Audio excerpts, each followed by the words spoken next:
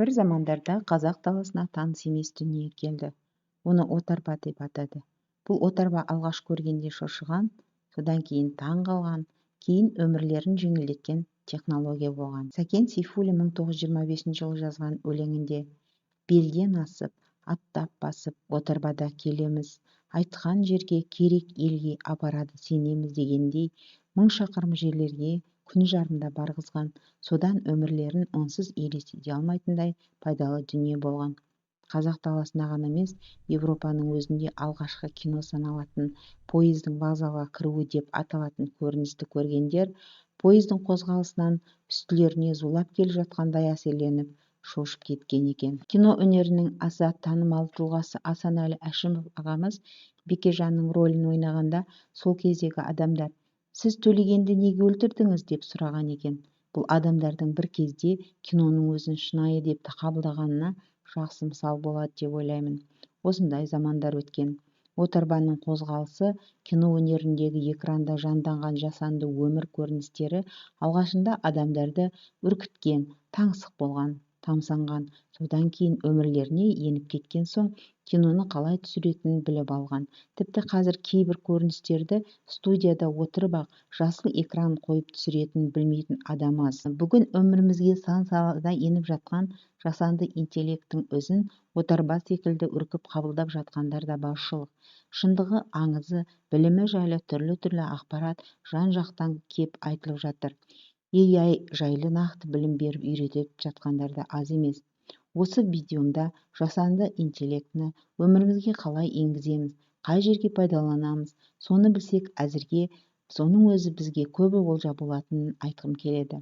Жасанды интеллект қауіпті деп жатқандардың мақалаларын оқып алып отыра берсек өзіміз үшін жақсы болмайтын сияқты. Тағы да Сәкен Сейфуллин өзінің отарба деген өлеңінде айтқандай: отарба шапқылай бер алмай тыным, көп келтір жаңа құрал өнер білім, таси бер еңбекшелге керек жарақ, машина, мата сайман, сабын, тарақ, сүйрей бер шебер ғалым дәрі дәрмек, құрысын қолған сұм қарт пен арақ. Отарба адам өмірін жеңілдетті, бірақ сонымен қатар жаман нәрселер де таралды. Сол секілді жасанды интеллекті адам жаман ниет, жаман істерге қолданатыны қаупі бар.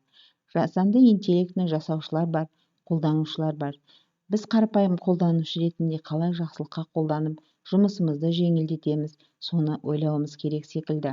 Сондықтан жасанды интеллектпен достасып, оны жақсы қарап тануға тырысайық, танысақ жақсы көріп кететініміз сөзсіз. Бұрын пойыз шыққанда вагон жасайтын завод, шойын жолдар, вагондар болса ғана қолдана алатын еді. Жасанды интеллект қазір интернеттің арқасында барлық адамдар пайдалана алады. Тек керек шарт интеллект тұрғыдан тұғырдың болуы, алдағыны көре алатын көреген көзқарас болуы керек. Жасанды интеллекттің қалай жұмыс істейтінін ұғу, бұл жасанды интеллекті қазір қай жерде тұр, мен қай жердемін деген сұрақ әркімді де мазалау керек секілді. Егер оқу ағарту, білім беру, біреуге бірдеме үйрету секілді мамандықтармен айналысатындар үшін бұл шарт. 80-ші жылдарда газеттерде калькуляторларды мектепте қолданбасын деп қарсы шыққан мақалалар жарияланған екен. Калькулятор қолданғаннан математика дамымай қалмады. 2000 жылдарда Google қолдана бастады. Google шыққанда Googleсыз өмір сүргендер дәуірі бітті, елдің бәрі Googleсыз өмір сүре алмайтын жағдайға жетті. Алғашында Googleдан бәрін тауып алады, ешкім еш нәрсе үйренбей қалатын болды дейтіндер болған. Қазір бізде әлі күнге дейін мақала жариялаңдар деген жерлерде Googleдан көшірмеңдер, интернеттен көшірмеңдер деп ескертіп жазып қояды. Googleды негізі көшіру үшін қолданбайды. Жарайды, бұл бөлек әңгіме, бұған арнайы видео жасармын. Қазір ChatGPT шыққалы осы Googleдің іздеуін қолданатындардың саны 35-40%-ға азайғаны туралы жазылып жатыр. Жасанды интеллект біздің дауыстарымызды талдап түсінеді, сұраған қажеттіліктерімізді болжай алады және бізге әр сұрағымызға жеке-жеке ұсыныстар береді. Жасанды интеллект адамдар сияқты үйрене алады, болжай алады, мәселеге сай шешім қабылдай алады. Ол сұхбаттассаң сырласады, психологиялық кеңес те береді. Ақпараттарды жалап жұтатын тәбетінің арқасында секундына 2 миллиард операция есептейді екен. Жасанды интеллект теңдесі жоқ хиссашыға айнала алды. Ол үлкен көлемдегі ақпаратты өңдейді, адамнан жылдам қабылдап, есептейді. Ғарыш деректерін талдап, алыстағы қол жетпейтін жерлерді іздеп, планеталарды табады. Ғаламның сырларын ашуда қолданылып жатыр. Сонымен, отарбамен жолға шыққан сапар жасанды интеллектпен жалғасуда.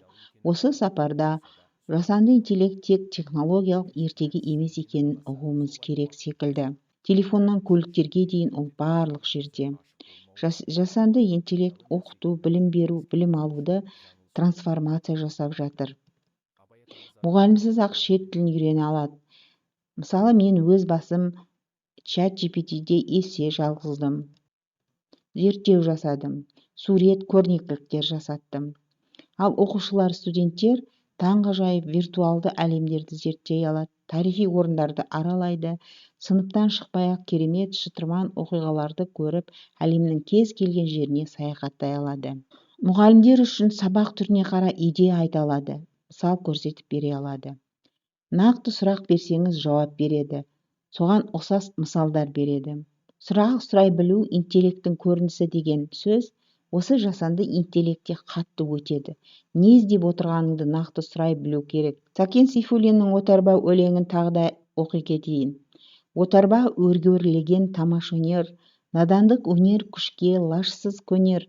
Кімде-кім оның жолын кестесе, езіліп құмырсқадан оңай өлер. Тас жүрек отарба үдеп шапқан сайын, надандық өзін өзі жерге көмер. Қаласың отарбаға міне алмасаң, мінгенде отарбаға алға жөнер. Отарба шапқылай бер алмайтыным, көп келтір жаңа құрал, өнер, білім.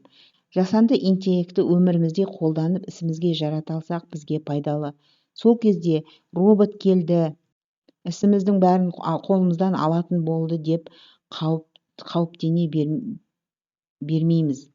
1800 жылдағы пойызды алғаш көргендер секілді, отарба, шайтан арба дегендей, мұны да шайтан деп, қауіп деп қарап отырғандардан әр сәт сайын экспресс пойыз секілді зулап ұзақтай беретін секілді дүние болып отыр ғой. Сондықтан осы технология пойызына кім ертерек отырып алса, сол ұтатын заман болып тұр. Алда бұл пойыз найзағай жылдамдығымен зулайды деп болжанып отыр. Жасанды интеллект адвокаттық секілді өте қиын сынақтың өзін жоғары балмен тапсырған. Жасанды интеллектпен бірге жаңа мамандықтар шықты. Қазірдің өзінде 190 үлкен компанияның CEO-сы адам емес, жасанды интеллект екен. Алпауыт компаниялар бұған $300 миллион аударып жатыр. Мысалы, Макдональдс сияқты. Диджитал әлемді ескермегендер өз-өзінен жоқ болып кетеді деген болжамдар айтылуда. Бұл миллион триллиондардың не мағынаға келетінін түсіне қоймасақ та, жасанды интеллект технологиясы пойыз шыққан кездегі пойыз сияқты маңызды екенін түсіне аламыз деп ойлаймын. Бұл елдің бәрі айтишник программист болсын деген сөз емес. Негізгі алдағы өмірді көре білетін ілгергі пікірге ие болу және өз саламызда не нәрсеге қалай қолдана алатынымыз туралы ойлану. Яғни, жасанды интеллект пойызын өткізіп алмай, артынан қарамай, немесе отарба шайтан арба деп үркіп қашпай, мүмкін болса, ішіне отырып алуда пайда бар деп ойлаймын. Қазақша осындай видеолардың жалғасы болсын десеңіз, Ессөз YouTube каналыма жазылып қойыңыз.